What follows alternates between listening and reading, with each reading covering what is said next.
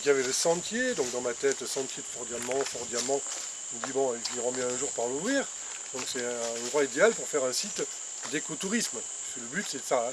Le but final c'est de devenir ce qu'on appelle une ferme pédagogique Wallapulu. Wallapulu qui veut dire... Vous n'avez pas retenu les leçons, hein, Cacao. Ça veut dire cacaoyer, un Oyampi, qui sont les tribus qui vivent dans le sud-est de la Guyane.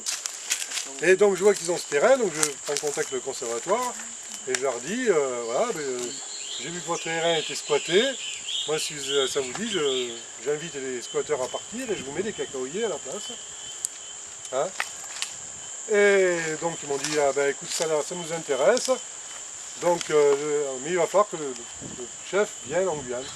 Donc il arrive, on a un entretien, et puis à la fin du terrain, à la fin de l'entretien, il me dit, c'est ok, on va signer une convention, et il me dit, vous avez besoin de foncier? Ah, je dis oui, hein, puisque j'avais un terrain sur cacao. Au départ, cacao, on faisait où? Un cacao, hein. Hein, et mon terrain, je n'arrivais pas à l'avoir. Et il me dit, si vous voulez du foncier, on a du terrain. Et en fait, maintenant, je gère à peu près 80 hectares par route des plages. Et il y aura une dizaine d'hectares exploitables.